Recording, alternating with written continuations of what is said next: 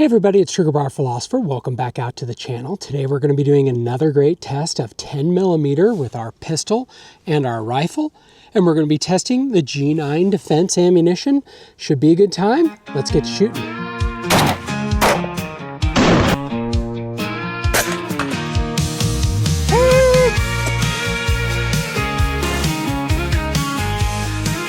Okay, well, what are we talking about? We are talking about this fluted technology.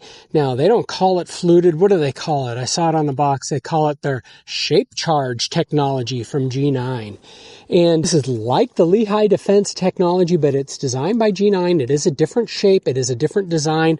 This is a 95 grain projectile. Oftentimes, you'll see it in 10mm with 115 grain from the Lehigh Defense bullets. So a little bit lighter. And again, when you're running coppers, solid coppers, that's a type of thing. The whole purpose of this is to create some hydrodynamic effect in whatever medium that you're going through, and it's supposed to cut wider than it would if it's just the size of this bullet. We'll put that to test and see if we can see any wider cuts when we go into our ballistic gelatin. Now, for the test setup that we like to use here, we have a full up contraption where we have 2 layers of t-shirt, 2 layers of denim. Now, a non-expanding bullet, that's going to have an advantage because it's not going to get caught up in that cloth. Then it's going to go into 2 inches of gelatin. Then it's going to go into some medium density fiberboard, just a 1/4 inch of it to simulate some type of hard barrier.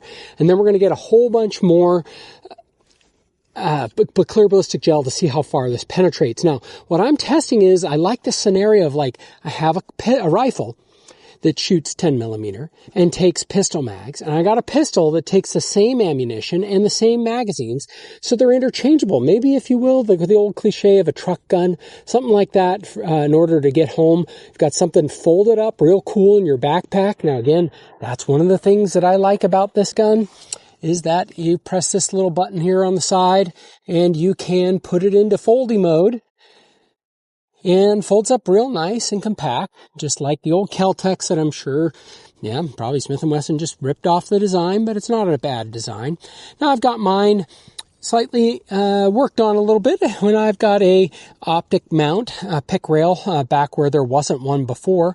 And then I got a little different way to release and fold this thing by the folks over at M-Carbo.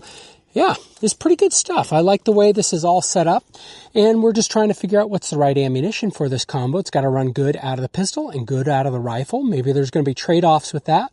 We have a few different episodes on this and a few different favorites that I've picked so far, but let's take a look and see what this G9 stuff does. Should be a good time. Let's get shooting. So I talked about the rifle. I didn't talk about the pistol. It's a 4-inch pistol. It's a new Smith & Wesson Carry Comp, Performance Carry Comp version, which means that it has a more like a 3.75-inch barrel, 3.5-inch barrel. And then for the rest of the way, there's no rifling, and it's just a little bit recessed so that there's no interference with the bullet when it passes over a comp that's been cut into the barrel. I call it a comp because it acts like a comp, not a port, because the rifling ends up here, and then there's nothing interacting with the barrel, or at least the bullet is not, and just the gases are going up, meaning to push down. You shouldn't get chunks coming out either at you. It's not going to shave anything off. Sometimes happens when you do ports. Okay, we have the 95 grain projectile from G9 Defense. We're going to turn our slow motion camera on. We're going to shoot it with the pistol into our target. Now, I've removed the contraption that I usually have around it because 10mm sometimes expands so much and it kind of explodes the contraption. All right, I hit it. And we got 1677 out of the pistol. Supposed to be getting 17 something, but not bad out of the shorter pistol. Let's go down, see what happened in the target.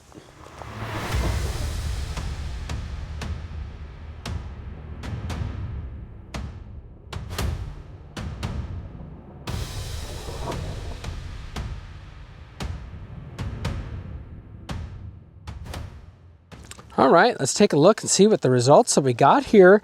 It did pretty good. Now, this is where I sometimes have a problem with this type of ammunition, is that I can't tell if it is tumbling, because what's happening is it comes in here and then we get a really wide motion here, and then it changes and we get a really wide cut here, and then it changes again and we get a really wide cut here. See if I can show that to you.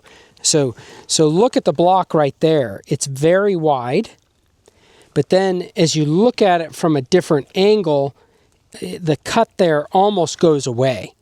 And that right there is because it's tumbling in one dimension. Look, extremely wide right here. And then look at it from this angle, not very wide at all. That's because the bullet is tumbling.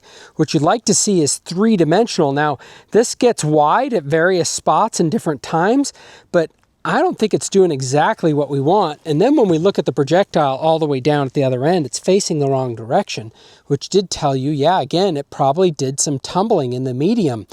And near as I can tell, it tumbled once, twice, 3 times, 4 times in here before it was done. Now, you might say that's awesome. I'm not so sure. It's definitely creating a lot of havoc in this space in here in one dimension.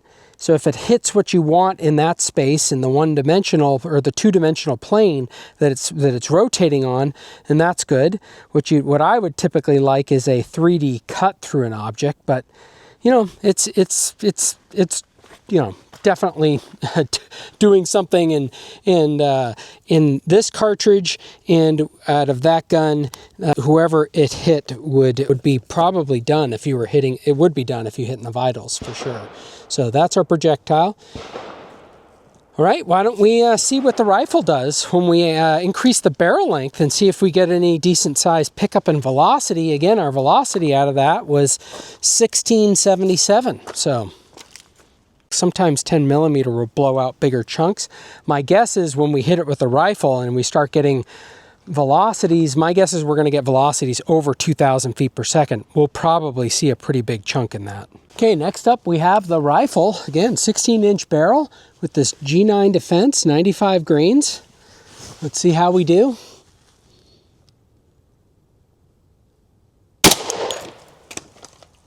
All right, yeah. Let's go see what it did. We got 2,000 feet per second, 2013. I was expecting maybe a little bit higher than that. That's 300 feet per second pickup. I saw a 180 grain bullet from Grizzly Defense pick up that much velocity. Not so sure how well I like the loading here from G9, but yeah, let's go down, see what it did.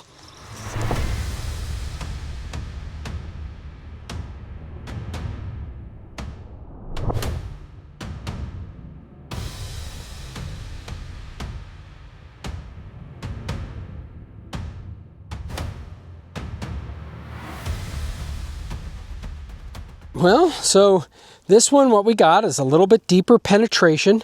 The previous one got out to the 19-inch mark. This one got out to 21, 22 inches of penetration. And I will say in the first little bit, this round was doing more of what it should be doing.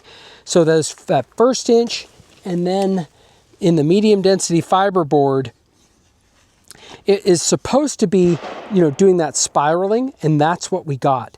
Then it started tumbling. So out to about here, plus that 2 inches, 5 inches or so of doing the right stuff, and then just starts tumbling through the medium.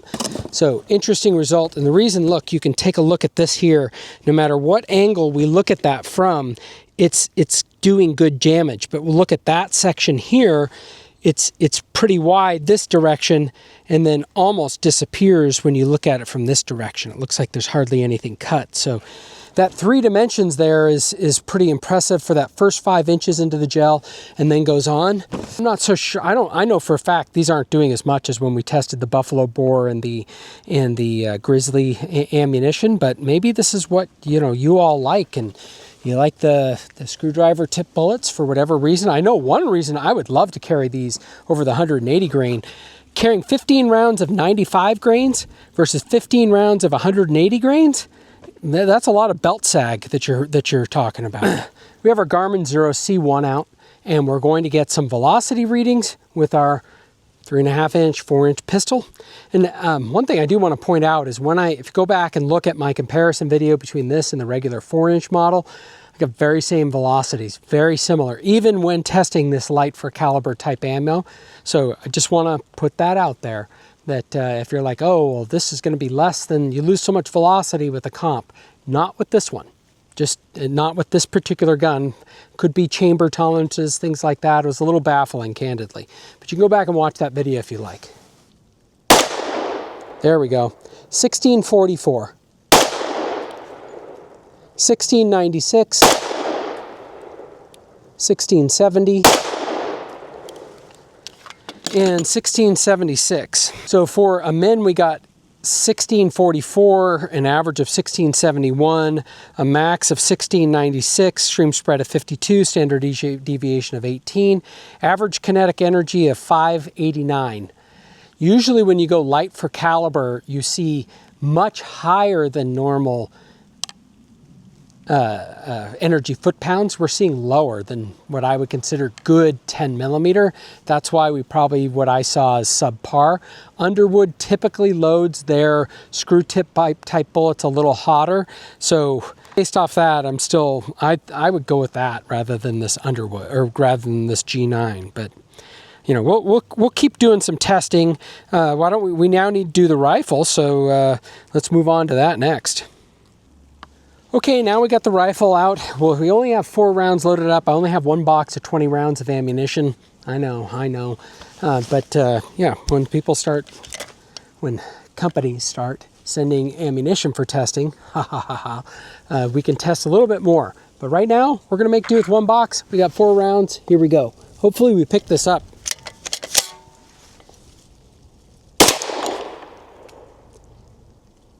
.2034. 2100, 2069, and 2012. And again, this feels pretty light stuff. Okay, so for that one, we got a min of 2012, an average of 2054, a max of 2100, extreme spread of 88, standard deviation of 33, average kinetic energy of 890. That's better than the Remington ammunition that we just tested. I've seen ammunition go over 1,000 energy foot-pounds with this rifle. I believe it was that Lehigh Defense round loaded by Underwood, so I know it's possible. This just isn't it. I think if you're going to go for a light for caliber round, you want to go with someone who's going to push it just a little bit and load it up pretty hot and spicy. All right, well, with that, let's go down, let's shoot into paper and see what these rounds do when we're hitting paper. Okay, like I said, like do a test. We're at 10 yards. This is a test of how well I can shoot, but it also sees if the rounds are going in sideways, if they're tumbling, keyholing, that sort of thing, and if there's some massive deviation in where I have this gun zeroed for. So we'll shoot the pistol first. I have 5 rounds for the pistol, only 4 rounds for the rifle. But yep, here we go.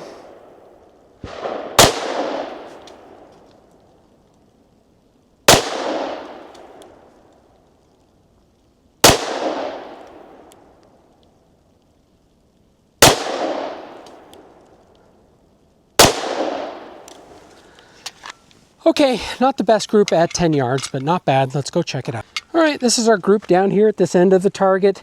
We have 2 shots in here, 3, 4, 5. It has that weird, almost like a nuclear sign that's going on, and that's the way those screw tip type bullets go through paper. So that's very normal, how it would be printing through.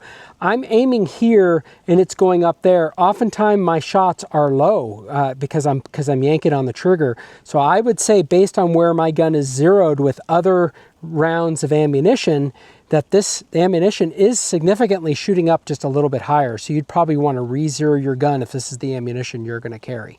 All right, we have the FPC loaded up with 4 rounds. We're at 10 yards, which is where I like to do my 10 millimeter testing. And we'll see how well we can shoot a carbine at 10 yards.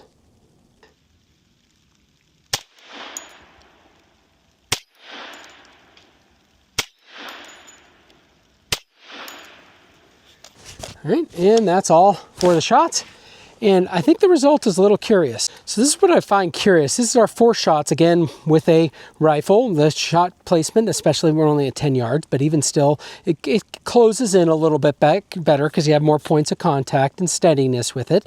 But what we saw is that instead of shooting high, it's shooting a little bit low. And, you know, I think some guns you do that. Like some ammunition is... Some guns are impacted by the weight of the ammunition and the velocity of the ammunition more than other guns. I will say for the rifle, that's about where all my loads have been hitting, low and to the left. Don't think it's the trigger pull on the rifle. I just think that it's my 0 on it. So I just find that that's curious that this is hitting about where the other 10mm rounds are, and this is hitting a little bit high relative to the other ones. Today we tested the G9 defense ammunition with our Smith & Wesson 4-inch carry comp version and the Smith & Wesson folding pistol caliber carbine, their FPC, and we saw some interesting results. We saw some good velocity increases when we moved from the 4-inch barrel to the 16-inch barrel, and remember, really it's a 3.5-inch barrel, but it performs like the 4-inch.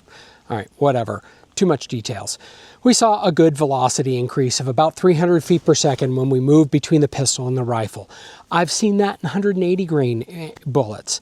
I'm looking for, especially when I go light for caliber, I'm looking for a much bigger improvement in velocities. And so I've sometimes seen 300, 400, even 500 feet per second. And I've seen some pretty big increases in our foot-pounds when we go up there. We saw a little bit of increase in both of those today. I would have expected more. So I think that's largely because I don't think that G9 loads their ammunition particularly hot in 10mm. I also saw that they didn't do it particularly well in 380 ACP. So just some interesting information for you to keep. I know there's a big following of folks out there with G9. And I'm not knocking it. If this is what you like, that's great. And I could see definitely carrying this because it's going to get the job done. There's no doubt about that. I could see carrying this, especially over that 180 grain or 200 grain ammunition, or even carrying a few of those in your magazine, because it's going to be a lot lighter and it's not going to droop and sag your pants as much. And if you're carrying a 10mm round in your pants, or, you know, connected to your belt, yeah, you're gonna be cinching and doing all this all day long, especially if you're out backpacking, doing whatever. So I think that's something for you to consider. All right, well, I'd love to hear in the comments how you felt it performed. Are you a big fan of this external hollow point design where the fluting is on the outside and you're not guaranteed, depending on the expansion of the bullet, you don't have to worry about something getting clogged. It's going to go through other materials. You know, it's going to perform pretty well. As we saw here today, it got sufficient penetration, got those things. Or do you think it's a little gimmicky? Do you think that this is, hey, look, I really want the expanding, because in a pistol type gun, it's only going to be about the size of the hole that matters. It goes through them. Let me know what you guys think. Sound off in the comments below. Hope everyone has a great week, and let's get to shooting. From pistols to rifles, we'll take on the best. Reviewing each weapon, put them to the test. With revolvers and shotguns, we'll break it all down. The Second Amendment protects from the crown. Living for freedom.